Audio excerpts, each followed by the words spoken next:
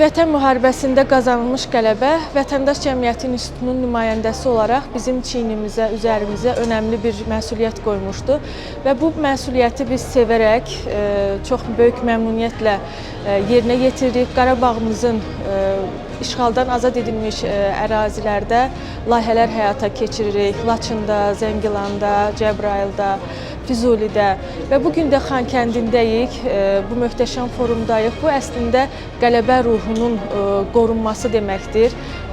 Bu qələbənin, belə deyim, davamı deməkdir, zirvəsidir.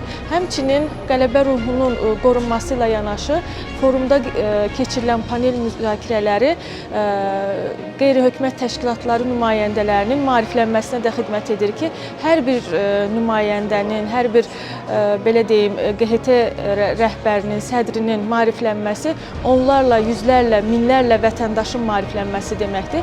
Çünki biz burada əldə etdiyimiz bilik və bacarıqları həyata keçirdiyimiz layihələrdə ölkəmizin vətəndaşlarına, cəmiyyətimizə çatdırırıq. Bu baxımdan bu forum üçün çox minnətdarıq. Həmçinin Xankəndində qazandığımız bu ruh, bu əhval-ruhiyyə bizi daha çox çalışmağa vadar edir ki, bu da bizim üçün böyük bir motivasiya və stimuldur.